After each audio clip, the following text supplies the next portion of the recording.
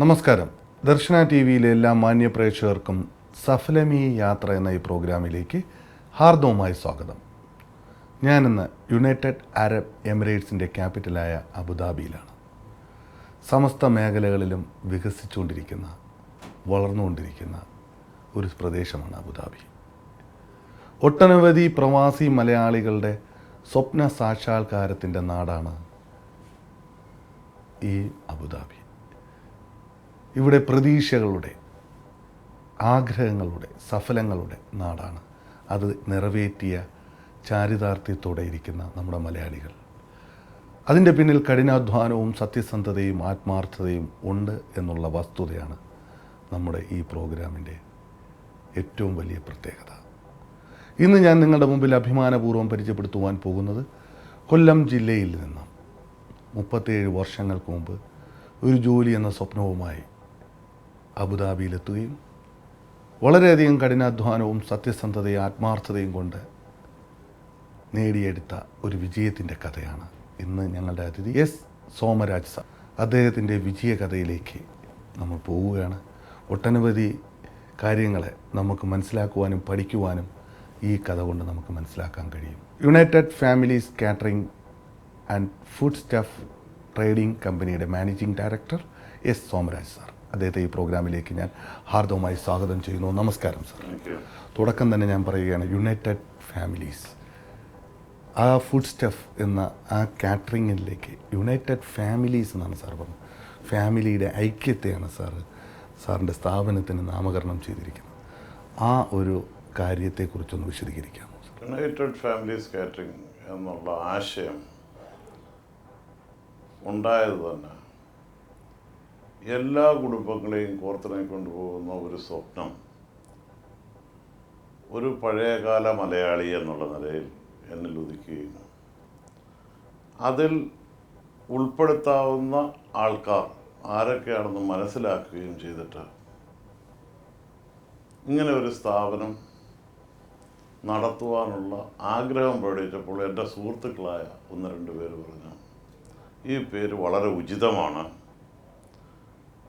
അതോടൊപ്പം തന്നെ എൻ്റെ ജന്മസിദ്ധമായ ചില വാസനകളുടെ അടിസ്ഥാനത്തിൽ എന്നോടൊപ്പം ഈ കഴിഞ്ഞ 37 വർഷവും പല സംരംഭങ്ങളിലായി വർക്ക് ചെയ്തിരുന്ന ആൾക്കാർ എല്ലാം എൻ്റെ കുടുംബക്കാരാണ്, എൻ്റെ കുടുംബത്തിലെ അംഗങ്ങളാണെന്നുള്ള യാഥാർത്ഥ്യബോധത്തോടാണ് ഞാൻ പെരുമാറിയിട്ടുള്ളത്.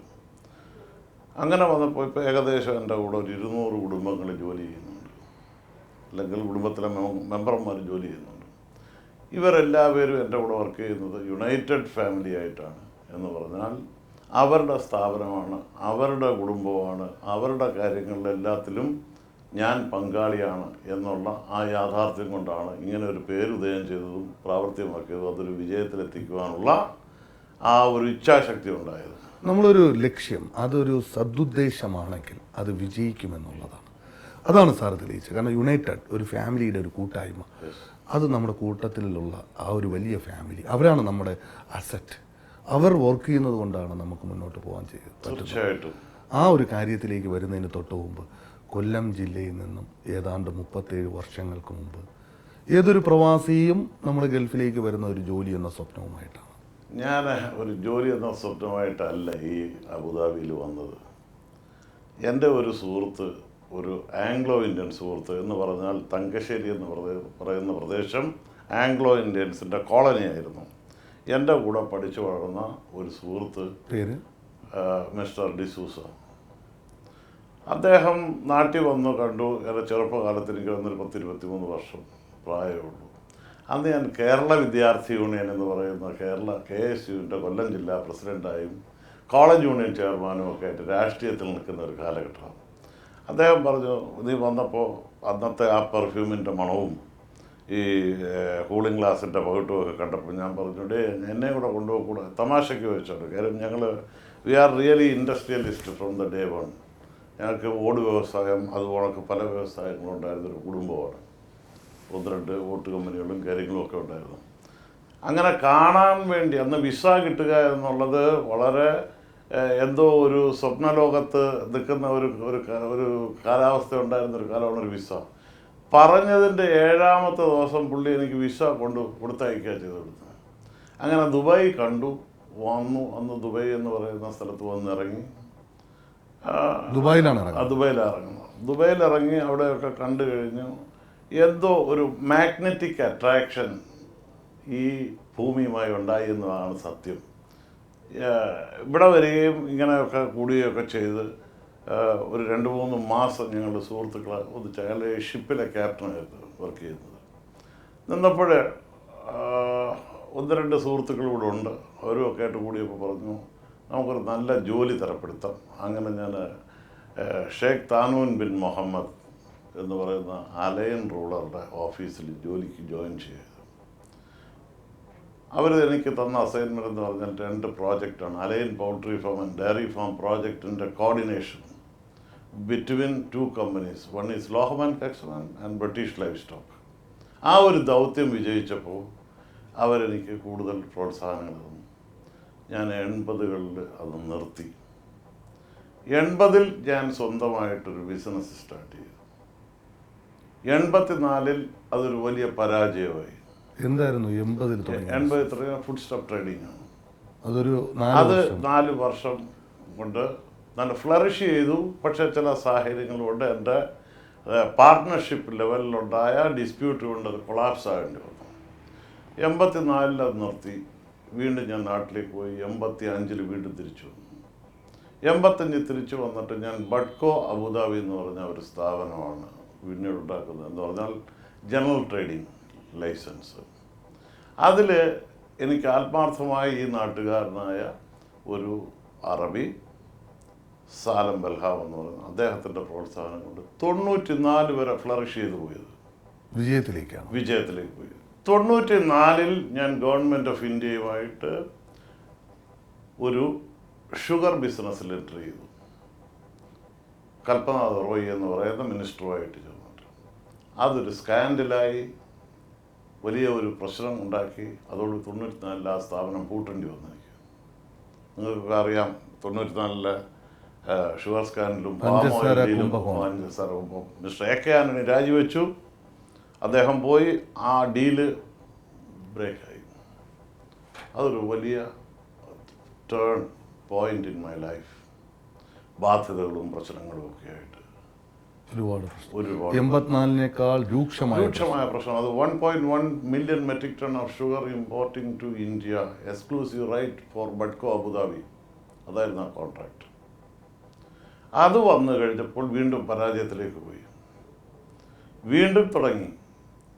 അത് തുടങ്ങുന്നത് കാറ്ററിംഗ് സർവീസാണ്. United families. അന്ന് യുണൈറ്റഡ് ഫാമിലീസ് അല്ല, ഫാമിലീസ് കാറ്ററിംഗ് എന്ന് പറയുന്നത് ജോയിൻറ്റ് വെഞ്ചർ ബിസിനസ് തുടങ്ങി. ദുബൈയിലുള്ള ഒരു ഗ്രൂപ്പായിട്ട് അബുദാബി എൻ്റെ ഹോട്ടലിലും. അത് കഴിഞ്ഞ് കുറച്ച് കാലം ഇങ്ങനെ പോയിക്കൊണ്ടിരുന്നപ്പോൾ ഇവിടെ സ്ട്രിക്റ്റ് ലോ ഇംപ്ലിമെൻറ്റ് ചെയ്തു. അബുദാബിയിലെ ഓപ്പറേഷൻസിൽ അബുദാബി ലൈസൻസിൽ അങ്ങനെയാണ് അത് യുണൈറ്റഡ് ഫാമിലീസായിട്ട് മാറുന്നത്. ഓണർഷിപ്പിൽ അത് 100% ബിലോങ്സ് ടു മീ.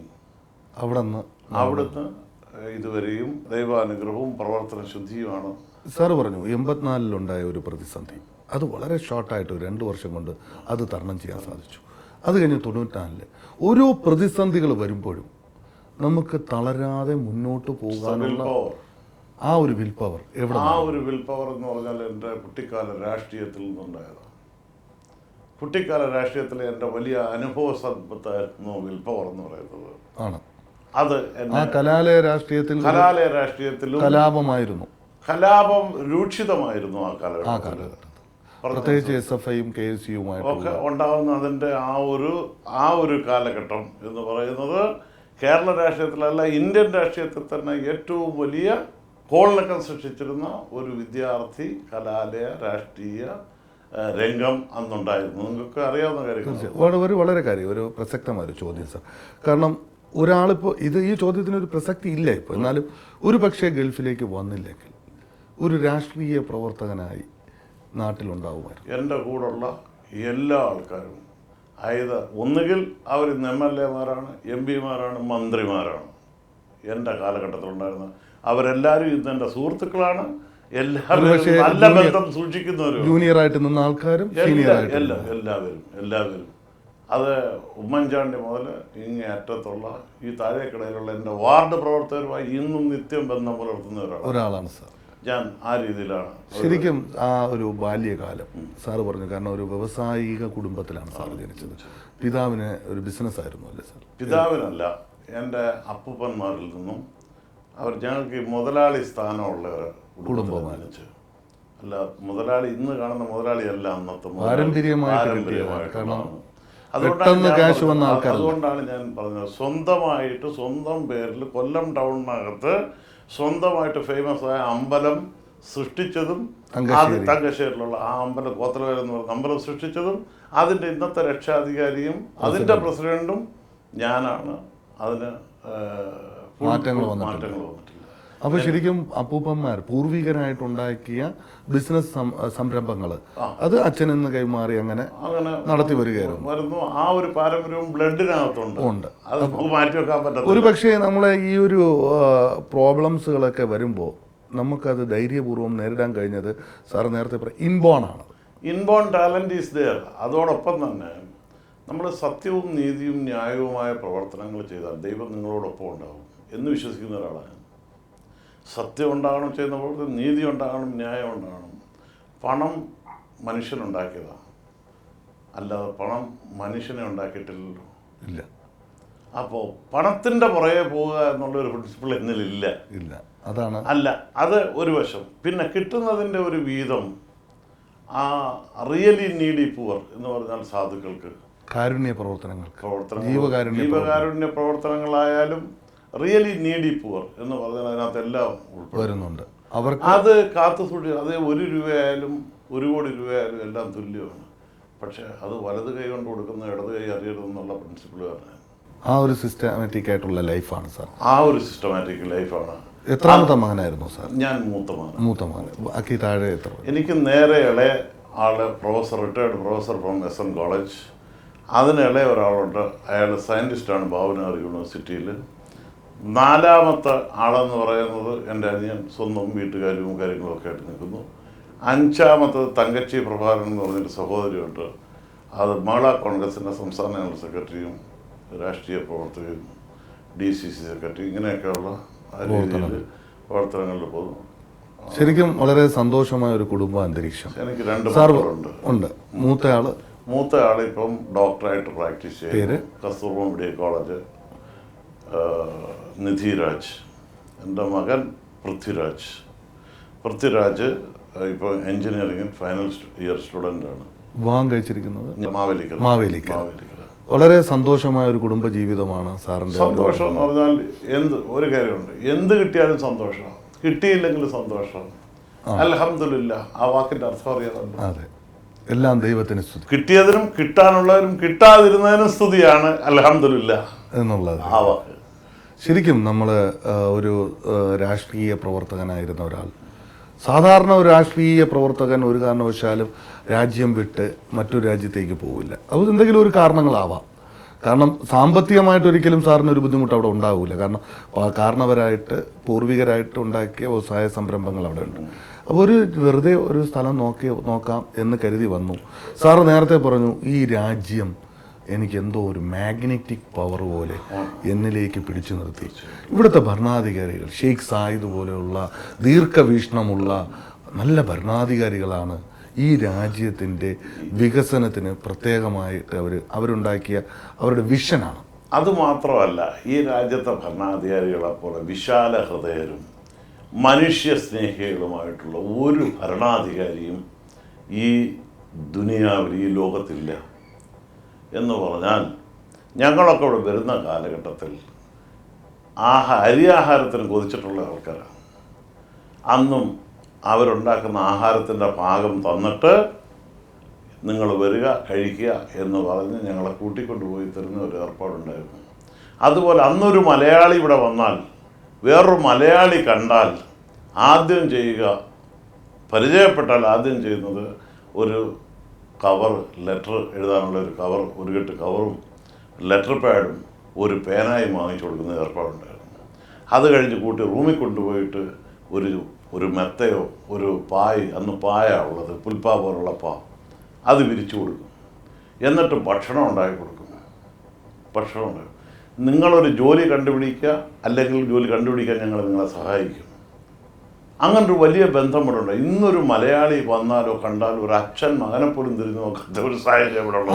അതാണ് ഒരു വിഷയം സാർ. വളരെ സാറിൻ്റെ ആ കാലഘട്ടങ്ങളിൽ, മനോഹരമായ 70-80 കാലഘട്ടങ്ങളിൽ പ്രവാസി മലയാളികൾ എന്ന് പറയുന്ന സ്നേഹത്തിൻ്റെ, നിഷ്കളങ്കതയുടെ, കളങ്കമില്ലാത്ത ഒരു സ്നേഹബന്ധത്തിൻ്റെ ഒരു കാലഘട്ടം ഉണ്ടായിരുന്നു. ഒരു സാഹോദര്യ ബന്ധം, ഒരു ജാതി മത ഭേദമന്യേ, ജാതി മത വർഗ ഭേദമന്യേ, ഏത് സ്ഥലകാല പരിചയം പോലും ഇല്ലാത്ത ആരെയും സ്നേഹിക്കുകയും അവർക്ക് വേണ്ടുന്ന സഹായങ്ങൾ ചെയ്തു കൊടുക്കുകയും, അവർ നാട്ടിൽ ആ ഒരു മുറിയിൽ താമസിക്കുന്നവർ നാട്ടിൽ പോകുമ്പോൾ ആ പോകുന്ന മാസത്തെ വരുമാനം എല്ലാവരും ഒന്നിച്ചു കൂട്ടുകയും അത് കൂട്ടിക്കൊടുത്ത് സന്തോഷമായിട്ട് യാത്ര അയക്കാൻ, ഒരു എയർപോർട്ടിൽ പോകാൻ ആ റൂമിലുള്ള എല്ലാവരും അല്ലെങ്കിൽ ആ കോമ്പൗണ്ടിൽ താമസിക്കുന്ന എല്ലാവരും ഒന്നിച്ചുണ്ടാവും. അത് കൊണ്ടുവന്ന് യാത്രയാക്കിയാൽ ഈ പോകുന്ന ആൾ സ്വന്തം വീട്ടിൽ പോകുന്നതിന് മുമ്പ് ഈ കൂട്ടുകാരുടെ വീട്ടിൽ കൊടുത്തുവിടുന്ന സാധനങ്ങൾ എത്തിക്കുകയും, അവർ കൊടുത്തുവിടുന്ന കത്തുകൾ എത്തിക്കുകയും, അവർ കൊടുത്തുവിടുന്ന പണം എന്തെങ്കിലും ഉണ്ടെങ്കിൽ എത്തിക്കുകയും ചെയ്തതിന് ശേഷം അയാൾക്ക് വിശ്രമം ഉണ്ടായിരുന്നുള്ളൂ. പക്ഷെ ഇന്ന് ആ കാലഘട്ടം മാറി. ഇന്ന് കാലം അപ്പോൾ ശരിക്കും ആ ഒരു കാലഘട്ടത്തിലൂടെ കടന്നു വന്ന സോമരാജ് സാറിനെ പോലെയുള്ള വ്യക്തികൾക്ക് ഇന്നത്തെ ഹൈടെക് യുഗത്തിൽ ജീവിക്കുമ്പോൾ വേദന തോന്നാറില്ലേ സാർ? വേദനയല്ല, മൂല്യച്യുതി തോന്നാറുണ്ട്. ഉണ്ട്. നഷ്ടപ്പെട്ട നല്ല ഓർമ്മകൾ എന്ന് പറഞ്ഞാൽ ഇന്ന് എന്നെ പോലുള്ള ആൾക്കാർ അത് കാത്തു രക്ഷിക്കുന്നുണ്ട്. ആരെങ്കിലും ഒക്കെ ഓർമ്മയിൽ അവശേഷിക്കുന്നവരെ ഇന്നും നാട്ടിൽ പോയാൽ പോയി കാണുകയും അവരുടെ സുഖങ്ങൾ അന്വേഷിക്കുകയും സുഖദുഃഖങ്ങളിൽ പങ്കുചേരുകയും ചെയ്യുന്നവരാണ്. ഇപ്പോഴും അത് ചെയ്യുന്നു, കണ്ടിന്യൂ ചെയ്യുന്നുണ്ട്. അപ്പോൾ ഇപ്പം ഒരുപാട് തലമുറകൾ മാറി, പുതിയ എത്രയോ ജനറേഷൻസ് വന്നു കഴിഞ്ഞുണ്ട്. എന്നാൽ ഞങ്ങൾക്കൊന്നും മാറ്റമില്ല. ഇന്നും ആരെങ്കിലും ഒരു ആവശ്യം പറഞ്ഞാൽ അത് സഫലമാക്കാൻ വേണ്ടി മാക്സിമം പ്രയത്നിക്കും. അതുപോലെ തന്നെ ഇന്നും ഞങ്ങൾക്കുള്ള അസറ്റ് എന്ന് പറയുന്നത് ഈ രാജ്യത്തെ നല്ലവരായ ജനങ്ങളാണ്. ഈ രാജ്യത്ത് I am not talking about the new generation. പഴയ തലമുറയിലെ കുറേ നല്ല രത്നങ്ങളുണ്ട്, മുത്തുകളുണ്ട് ഇവിടെ, പവിഴമുത്തുകളുണ്ട്. ഈ നാട്ടുകാർ, they are the real locals. അവരാണ് ഞങ്ങളുടെയൊക്കെ ഇന്നത്തെയും ഊർജം പകരുന്ന സമ്പത്ത്. അവരുടെ വലിയൊരു മനസ്സാണ് സാർ. കാരണം എന്ന് വെച്ച് കഴിഞ്ഞാൽ സാർ നേരത്തെ പറഞ്ഞു, ഇവിടുത്തെ ഭരണാധികാരികളുടെ ലോങ് വിഷൻ, ദീർഘവീക്ഷണം. അതുമാത്രമല്ല, അതിനേക്കാൾ ഉപരി സാറ് പറഞ്ഞ ഏറ്റവും വലിയൊരു ഇമ്പോർട്ടൻ്റ് ആയിട്ടുള്ളൊരു കാര്യമാണ് ഞാൻ വിശാല മനസ്സ്. മറ്റുള്ള രാജ്യക്കാരെയും സ്നേഹിക്കാനും അവർക്ക് ഈ ബിസിനസ് ചെയ്യുവാനുള്ള ഒരു സാഹചര്യം ഒരുക്കി കൊടുക്കുന്ന ആ വലിയ മനസ്സ്, ആ മനസ്സാണ് ഈ മണ്ണിൻ്റെ അനുഗ്രഹം. അതോടൊപ്പം തന്നെ ഈ മണ്ണ് അനുഗ്രഹീത മണ്ണാണ്. ഈ മണ്ണ് പടച്ചതമ്പുരാൻ്റെ മണ്ണാണ്. ഈ മണ്ണിന് ഒരു വലിയ സത്യത്തിൻ്റെ മണ്ണാണ്. ഈ മണ്ണിൽ സത്യമല്ലാതെ പെരുമാറിയിട്ടോ ഉള്ള ഏതൊരു വ്യക്തിയും അനുഭവിക്കാതെ ഇവിടുന്ന് രക്ഷപ്പെട്ടു പോയ ചരിത്രമില്ല. ഈ മണ്ണിനോട് നീതി പുലർത്താത്ത ആരെങ്കിലും ഉണ്ടെങ്കിൽ അവർ ഏതെങ്കിലും രീതിയിൽ അധപതനത്തിൻ്റെയും എന്നും സങ്കടത്തിൻ്റെതുമായ ഒരു ദിനങ്ങളാണ് കഴിച്ചു കൂട്ടിക്കൊണ്ടിരിക്കുന്നത്. അത്രയും സത്യമുള്ളൊരു അത്ര സത്യമുള്ള. ഇല്ലെങ്കിൽ ഈ മരുഭൂമിയിൽ ഇന്ന് കാണുന്ന ഇതൊന്നുമില്ല. ഞങ്ങൾ വരുമ്പോൾ ഫുൾ ഡെസേർട്ട്. പിന്നെ കാണുന്ന ബിൽഡിങ്ങോ അല്ലെങ്കിൽ ഈ രീതിയിലുള്ളതോ കുടിക്കുന്ന ജലം പോലും ഇല്ലാതിരുന്ന ഒരു കാലഘട്ടം. അന്ന് ഈ അബുദാബിയിൽ ജലം കൊണ്ടുവന്നുകൊണ്ടിരുന്നത് അലൈൻ എന്ന് പറയുന്ന പ്രദേശത്തു നിന്നാണ്. ഇവിടെ അന്ന് ജലമില്ല. പിന്നെ അബുദാബിയിലേക്ക് മിയാൽ ജോഫിയ എന്ന് പറയുന്ന ഗ്രൗണ്ട് വാട്ടർ ഡിപ്പാർട്ട്മെൻറ്റ് ഉണ്ടാക്കി അവിടുന്ന് പൈപ്പ് ലൈൻ വഴിയാണ് വെള്ളം വന്നത്. പിന്നാണ് ഡിസാലിനേഷൻ പ്ലാന്റ് ഉണ്ടാകും.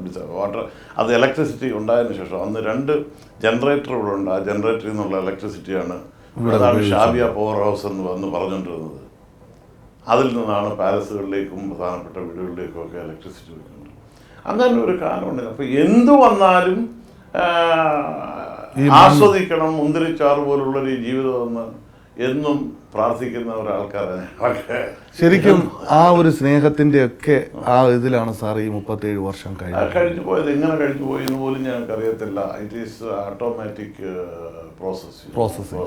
United families caterings and food stuff trading കമ്പനിയിലെ ഇന്ന് ഒരുപാട് ട്രേഡിംഗ് രംഗത്തും ആൻഡ് ഫുഡ് സ്റ്റഫിൻ്റെ കാര്യത്തിൽ. അത് മാത്രമല്ല, ഞാനൊരു 10,000 ആൾക്കാർക്ക് ഡെയിലി ഫുഡ് കൊടുക്കുന്നതാണ്. അതാണ് ഏറ്റവും വലിയ 10,000 സന്തോഷം നൽകുന്നത്. ഏറ്റവും വലിയ സന്തോഷം. അത് ഞാൻ കൊടുക്കുന്ന ഫുഡ് ഒരാൾ ഒരു കാറ്ററിംഗുകാരനും കൊടുക്കുന്നില്ല. കാരണം ഒരു ഇൻഗ്രീഡിയൻസും ഹാംഫുൾ ഇൻഗ്രീഡിയൻസ് യൂസ് ചെയ്യാതെ വളരെ നല്ല രീതിയിലുള്ള ഫുഡ് പ്രിപ്പയർ ചെയ്ത് വളരെ മിനിമം പ്രോഫിറ്റിൽ ഞാൻ ചെയ്തുകൊണ്ടിരിക്കുന്നത്.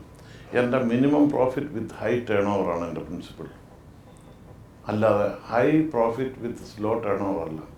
10,000 ആൾക്കാർക്ക് ദിവസം നല്ല ഭക്ഷണം 3 നേരം കൊടുക്കുന്നുണ്ട്. അതോടൊപ്പം തന്നെ ഫുഡ് മെറ്റീരിയൽ ട്രേഡിംഗ് ഉണ്ട്, സൂപ്പർ മാർക്കറ്റുണ്ട്, ഇതൊക്കെ പോകുന്നുണ്ട്. വളരെയധികം സാർ പറഞ്ഞു 10,000 പേർക്ക് വളരെ സ്വാദിഷ്ടമായ ഭക്ഷണം അവർക്ക് സംതൃപ്തി നൽകുന്ന രീതിയിൽ.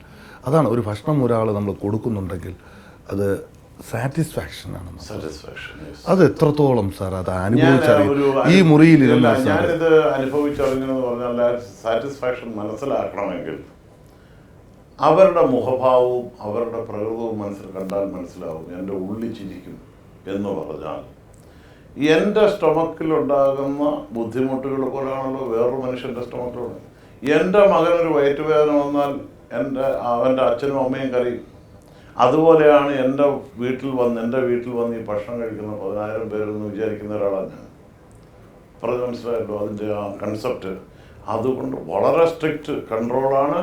ഒരു കാരണവശാലും ഒരു കെമിക്കൽസും ഒരു അൺനെസറി ആയിട്ടുള്ള ഒരു ഇൻഗ്രീഡിയൻസും ഉപയോഗപ്പെടുത്താതെയാണ് സ്വാദിഷ്ടമായ ഭക്ഷണം യുണൈറ്റഡ് ഫാമിലീസ് കാറ്ററിംഗ് കൊടുക്കുന്നത്. വളരെ വ്യക്തതയോടുകൂടിയാണ്. അതിൻ്റെ അപ്രൂവല് എല്ലാ ഭാഗത്തു നിന്നും എല്ലാ ഡിപ്പാർട്ട്മെന്റുകളിൽ നിന്നും ഞങ്ങൾ കരസ്ഥമാക്കിയിട്ടുണ്ട്. അത് സാർ നിർബന്ധമാക്കിയിരിക്കുകയാണ്. ശരിക്കും നമ്മൾ ആ ഒരു ഫുഡ് സാർ നമ്മളിപ്പോൾ കാറ്ററിംഗ് എന്ന് പറയുമ്പോഴത്തേക്ക് 10,000 പേര് ആഹാരം കഴിക്കുന്നു. അത് ഏതെല്ലാം മേഖലകളിലേക്കാണ് സാർ എത്തുന്നത്? അത് മേഖലകളെന്ന് പറഞ്ഞാൽ ഇപ്പോഴും അബുദാബിയുടെ കൺസെപ്റ്റ് എന്ന് പറഞ്ഞാൽ ന്യൂ ലേബർ സിറ്റി. ലേബർ കാറ്റഗറിയിലുള്ളവർക്ക് യുണൈറ്റഡ് നേഷൻ്റെ നോംസ് അനുസരിച്ച് ഉള്ള താമസ സൗകര്യവും ആഹാരവും ലോണ്ടറി ഫെസിലിറ്റീസും കൊടുക്കണമെന്നുള്ളതാണ്. അതിനുവേണ്ടി ഉദാരമതികളായ ഈ രാജ്യത്തെ ഭരണാധികാരികൾ പ്രത്യേകമായി തയ്യാറാക്കിയ പ്രത്യേക സ്ഥലത്ത് ലേബർ സിറ്റി നമ്പർ 1, നമ്പർ 2 എന്നൊക്കെ പറഞ്ഞിട്ട് ഉണ്ടാക്കുന്നു. അതിൽ വളരെ നല്ല രീതിയിൽ ഞങ്ങളൊക്കെ ഇവിടെ വരുന്ന കാലത്ത് ടെൻറ്റിൽ കിടന്നുറങ്ങിയിട്ടുള്ളവരാണ്. എന്ന് പറഞ്ഞാൽ ഡെസർട്ട് സ്കോർപിയോയെ എടുത്ത് കളഞ്ഞിട്ട് ജീവിച്ചിട്ടുള്ളവരാണ്. അപ്പം അവർ അനുഭവിച്ച ഒരു ഇന്ന് 5 സ്റ്റാർ സ്റ്റൈലിലാണ് ആ ലേബർ കാറ്റഗറിക്കുള്ള ആനുകൂല്യങ്ങൾ ഗവൺമെൻറ് ഒരുക്കി കൊടുത്തിട്ടുള്ളത്. അപ്പം അതിലെ ഒരു കോൺട്രാക്ടറാണ് ഞാൻ സ്വന്തമായി ബിൽഡ് ചെയ്ത് 20 വർഷത്തേക്കുള്ള കോൺട്രാക്റ്റ് സൈൻ ചെയ്ത് ചെയ്യുകയാണ്. അപ്പം എൻ്റെ വിഷൻ ലോങ് ആണ്, not for a short period. അത് പെട്ടെന്നൊരു ലാഭം ഉണ്ടാക്കി അത് നിൽക്കുക എന്നുള്ളതല്ല, അത് വളരെ സ്റ്റഡി ആയിട്ടും സ്മൂത്തായിട്ടും കൊണ്ടുപോകാം. വളരെയധികം ദീർഘവീക്ഷണമുള്ള ഒരാളാണ് സാർ. ഒരുപാട് കാര്യങ്ങൾ ഇന്ന് സമൂഹത്തിന് നാഷന് വേണ്ടി ചെയ്യുന്നുണ്ട് സാർ. ഒരുപാട് പേര് സാർ പറഞ്ഞു 200ഓളം പേർ എൻ്റെ കൂടെ ജീവിക്കുന്നു എന്നതിനേക്കാൾ 200 കുടുംബങ്ങളെ എനിക്ക് അവരെ പോറ്റുവാൻ സന്തോഷമായിട്ട് മുന്നോട്ട് കൊണ്ടുപോകാൻ കഴിയുന്നു. ഇതിൻ്റെ എല്ലാം ഒരു അനുഗ്രഹം എന്ന് പറഞ്ഞാൽ സർവേശ്വരൻ്റെ ഒരു വലിയൊരു അനുഗ്രഹമാണ്. എത്രത്തോളം ഉണ്ട് സാർ ആ വിശ്വാസം എന്ന് പറയുന്നത് ദൈവവിശ്വാസമാണ് മനുഷ്യനെ തെറ്റിൽ നിന്നും ശരിയിലേക്ക് കൊണ്ടുപോകുന്നത്. നമ്മളെ മനസ്സിൽ തോന്നുന്ന തെറ്റായ വിചാരങ്ങളെ ശരിയായതിലേക്ക് മാറ്റിയെടുക്കുന്നത് ആ ഒരു ഭയം വരുന്നത് ദൈവത്തിനോടുള്ള അടുപ്പം കൊണ്ടാണ്. ബന്ധുവള്ള എന്ന് പറയും. അവസാനത്തെ കണക്ക് പുസ്തകം ദൈവത്തിൻ്റെ അടുക്കയാണ്. അതിനകത്തെ തെറ്റും ശരിയും കൂടുതലും കുറച്ചിലും നമുക്ക് വേണ്ടിയുള്ളതല്ല. നീ പ്രവർത്തി എടുക്കുക, നീ വിജയിക്കും, നീ വിശ്വാസത്തിന് അടിമപ്പെടും എന്നതാണ്. അതാണ് എൻ്റെ ഒരു ബലമായ വിശ്വാസം. പോളിസി ആഹിർ ഹിസാബ് അന്തുള്ള അവസാനത്തെ ഹിസാബാണ് ദൈവത്തിനുള്ളതാണ്. അവിടെ നിന്നാണ് വിധി കൽപ്പിക്കുന്നത്. ആ വിധിയിലാണ് നമ്മൾ മുന്നോട്ട്. നമ്മുടെ വിശ്വാസം ആ വിധി നമുക്ക് അനുകൂലമാക്കണമെങ്കിൽ നമ്മൾ ഈ ദുനിയാവിൽ നമ്മൾ ചെയ്യുന്ന നന്മകളാണ്. ആ നന്മയുടെ ജീവിത ശൈലിയാണ് സാർ മുന്നോട്ട് കൊണ്ടുപോകുന്നത്. ഈ കഴിഞ്ഞുപോയ കാലഘട്ടങ്ങളെക്കുറിച്ച് ഓർക്കുമ്പോൾ സോമരാജ് സാറിന് ഇപ്പോൾ എന്ത് തോന്നുന്നു? ഒരുപാട് അപ്സ് ആൻഡ് ഡൗൺ കണ്ട ഒരാളാണ്. ജീവിതത്തിൽ ഒരുപാട് പ്രതിസന്ധികളെ തരണം ചെയ്ത ഒരാളാണ്. അപ്പോൾ ഇത്രയും നാളത്തെ ജീവിത അനുഭവങ്ങളിൽ നിന്ന് സാറ് പഠിച്ച ഏറ്റവും വലിയ പാഠം എന്താണ്? കഠിനാധ്വാനം. അതിന് സബ്ജക്റ്റ് ഒട്ടുമില്ല, അത് ചെയ്യുക. കഠിനാധ്വാനം വേണം. Not easy money coming. You have to do your hard work. Result will come. Yes. അതിന് ആ ഒരു കഠിനാധ്വാനം എന്നുള്ള ഒരൊറ്റ കാരണം അത് വേണം നമുക്ക് എപ്പോഴും നമുക്ക് വേണ്ട. പിന്നെ കമ്മിറ്റ്മെൻറ്റ്, പിന്നെ ജോലിയോടുള്ള ആത്മാർത്ഥത, ഇതൊക്കെ നമുക്ക് ഒരുമിച്ച് വരണമെങ്കിൽ ആ കഠിനാധ്വാനം വേണം. അതോടൊപ്പം ഈശ്വരൻ്റെ അനുഗ്രഹവും കൂടെ വേണം. ഈശ്വര വിശ്വാസമല്ല അനുഗ്രഹം. അനുഗ്രഹം വിശ്വസിച്ചത് കൊണ്ട് മാത്രം അനുഗ്രഹം കിട്ടത്തില്ല. ആ ബ്ലെസ്സിങ് നിങ്ങളുടെ പ്രവൃത്തിയുടെ ഫലം നിങ്ങൾക്കുള്ളതാണ്. അത് നമുക്ക് ആ പ്രവൃത്തിയാണ് നിങ്ങളുടെ വിശ്വാസവും അനുഗ്രഹവും. ഈ നീണ്ട 37 വർഷക്കാലം കൊണ്ട് പ്രവാസ ജീവിതത്തിൽ സാർ പഠിച്ച ഏറ്റവും വലിയ പാഠം പരസ്പരം സ്നേഹിക്കുക, മറ്റുള്ള വേദനയെ തിരിച്ചറിയുക. തീർച്ചയായിട്ടും ഒരു മനുഷ്യൻ്റെ അസറ്റ് എന്താണ്? എൻ്റെ ബാങ്ക് അക്കൗണ്ട് അല്ല എൻ്റെ അസറ്റ്, എൻ്റെ സുഹൃത്തുക്കളാണ് എൻ്റെ അസറ്റ്. സ്നേഹമാണ് എൻ്റെ സുഹൃത്തുക്കൾ. നമുക്കുള്ള അസറ്റ് എന്ന് പറഞ്ഞാൽ ഓൺലി വൺ ബ്രീത്തിങ് പവർ. നമ്മൾക്ക് മേപ്പോട്ട് കയറുന്ന ശ്വാസം കീപ്പോട്ട് ഇറങ്ങിയില്ലെങ്കിൽ നമ്മളൊന്നുമല്ല. You count your life with your friends, not with your bank account. അതാണ് ഏത് നല്ലൊരു സുഹൃത്തുണ്ടോ ആ സുഹൃത്തിനപ്പുറത്ത് വേറെ ഒന്നുമില്ല. അതാണ് നമ്മുടെ ഏറ്റവും വലിയ യെസ്, തീർച്ചയായിട്ടും. ഇനിയുള്ള സ്വപ്നം എന്താണ് സർ? എനിക്ക് ഉള്ള ഒരു സ്വപ്നം എന്ന് പറയുന്നത് ആരോഗ്യപൂർണമായ ഒരവസാനം, സന്തോഷത്തോടെയുള്ള അവസാനം, സമാധാനത്തോടെയുള്ള അവസാനം. അല്ല വേറെ ആഗ്രഹം ഒന്നുമില്ല. ഒന്നുമില്ല. ഇനി മുന്നോട്ട് ഒരുപാട് ദൂരം യാത്ര ഇല്ല. ചെയ്യാൻ, മുന്നോട്ട് യാത്ര ചെയ്യാനുണ്ടോ? ആ യാത്ര എവിടെ എപ്പോൾ അവസാനിക്കുമെന്ന് നമുക്ക് ആർക്കും അറിയത്തില്ല. സർവേഷനെ അറിയാവും. സർവേശ്വരന് മാത്രമേ അറിയൂ. അത് കൊണ്ടാണല്ലോ നമ്മളെല്ലാവരും ജീവിക്കണമെന്ന് പിന്നെയും ആഗ്രഹിക്കുന്നത്. അല്ലെങ്കിൽ ആഗ്രഹിക്കത്തില്ലല്ലോ. ആഗ്രഹങ്ങൾക്ക് നെവർ എൻഡാണ് സർ. യെസ്, സ്വപ്നങ്ങൾക്കും നെവർ എൻഡാണ്. ജീവിക്കണം. പക്ഷേ ആ ജീവിക്കുന്നിടത്തോളം കാലം സമാധാനത്തോടെയും മറ്റുള്ളവരെ സ്നേഹിച്ചും ജീവകാരുണ്യ പ്രവർത്തനങ്ങൾ കൊണ്ടും സന്തോഷത്തോടെ ജീവിക്കാൻ. അതാണ് സാറിൻ്റെ ഒരു ഭാഗം. മറ്റുള്ളവർക്ക് പരസ്യത്തിന് വേണ്ടി ചെയ്യരുത്. അത് എങ്കിൽ മാത്രമേ അത് സദുദ്ദേശത്തിലെത്തുള്ളൂ, അത് വിജയത്തിലെത്തുള്ളൂ. ജീവിതത്തിൽ ഏറ്റവും കൂടുതൽ നമുക്ക് മനസ്സിലാക്കുന്നത് വലത് കൈ കൊണ്ട് കൊടുക്കുന്നത് ഇടത് കൈ കൊണ്ട് പോലും അറിയരുത്. അത് ഇടത് കൈ പോലും അറിയാതെ വേണം നമ്മൾ കൊടുക്കാൻ. എങ്കിൽ മാത്രമേ നമുക്ക് അത് എത്തിച്ചേരുമെന്ന് സാറ് പറഞ്ഞപ്പോഴാണ് ആ ജീവകാരുണ്യ പ്രവർത്തനത്തിൻ്റെ മഹിമയെ, ആ മഹത്വത്തെക്കുറിച്ച് എനിക്ക് സാറിൽ നിന്ന്. ഈ ആനുകാലിക സന്ദർഭങ്ങളിൽ പല ആൾക്കാരും പരസ്യത്തിന് വേണ്ടിയും പല കാര്യങ്ങളും ചെയ്യുന്നുണ്ട്. ഞാനത് ആഗ്രഹിക്കാത്ത ഒരാളാണ്. എന്താണ് നിങ്ങൾക്ക് ചെയ്യാൻ പറ്റുന്നത് അത് ചെയ്യുക, അതിൻ്റെ സംതൃപ്തി ഉണ്ടാകുക. അതിനപ്പുറത്തേക്ക് വേറെ ഒന്നുമില്ല. ഇനി മുന്നോട്ടും സാറിന് അതുപോലെ ഞാൻ അതിലൊക്കെ സംതൃപ്തനാണ്. കാര്യം എൻ്റെ ഏറ്റവും വലിയ സംതൃപ്തി എൻ്റെ കുട്ടികളാണ്. അവർ പട്ടിണി കിടക്കില്ല എന്നുള്ളത് എൻ്റെ ഏറ്റവും വലിയ സംതൃപ്തി. അവർക്ക് സന്തോഷമായിട്ട് അവർക്ക് നല്ല വിദ്യാഭ്യാസം കൊടുത്തു, നല്ല രീതിയിൽ അവർക്ക് ജീവിക്കാനുള്ള സാഹചര്യം ഉണ്ടാക്കി കൊടുത്തു. അതിനൊക്കെ ഏറ്റവും വലിയ പ്രേരണ എൻ്റെ ഭാര്യയാണ്. പേര് സുധ. ജീവിതത്തിൽ കടന്നു വന്നതാണ്. ഒരു മനുഷ്യന്റെ വിജയത്തിന്റെ ഏറ്റവും പ്രധാന പങ്ക് ഒരു സ്ത്രീ ആയിരിക്കും. തീർച്ചയായിട്ടും. അത് സമാധാനപരമായ ജീവിതം, അതാണ് ഒരു ഭാര്യയുടെ ഏറ്റവും വലിയ കടമ. അതാണ് ഉത്തമ ഭാര്യ. അത് കിട്ടി. അതും ദൈവത്തിന്റെ അനുഗ്രഹം, ഈശ്വരന്റെ വലിയ അനുഗ്രഹം. മുന്നോട്ടുള്ള യാത്രയും അതുപോലെ ആയിരിക്കട്ടെ എന്ന് സർവേഷനോട് പ്രാർത്ഥിക്കുന്നു. ഒരുപാട് ഉയരങ്ങളിൽ എന്നുള്ളതുപോലെ സാറിൻ്റെ സ്ഥാപനം ഇനിയും ഒരുപാട് പേർക്ക് ജോലി കൊടുക്കാനുള്ള ഒരു വലിയ പ്രസ്ഥാനമായി മാറ്റുവാൻ സാറിന് ശരീരസുഖവും മനസ്സുഖവും ദീർഘായുസ്സും സർവേഷനും തരട്ടെ എന്ന് മാത്രം പ്രാർത്ഥിച്ചുകൊണ്ട് ഈ തിരക്കേറിയ ഈ സമയത്ത് ഞങ്ങൾക്ക് വേണ്ടി ഇങ്ങനെ ഒരു സമയം കണ്ടെത്തി ഒരുപാട് നന്ദി സർ. അൽഹംദുലില്ലാഹി റബ്ബിൽ ആലമീൻ. Thank you so much. Thank you. ഇനി ഇവിടെ വളരെയധികം വ്യത്യസ്തമായി സാറിൻ്റെ അടുത്ത ഒരു സുഹൃത്ത്, ഇവിടുത്തെ സ്വദേശിയായ മിസ്റ്റർ അലി ഉബൈദുള്ള, അദ്ദേഹം സുപ്രീം കോർട്ടിൻ്റെ അഡ്വക്കേറ്റാണ്. അദ്ദേഹത്തെ നമുക്ക് ഈ പ്രോഗ്രാമിലേക്ക് സ്വാഗതം ചെയ്യാം. ഷാലി ഫദ്ദൽ യാ അഖി.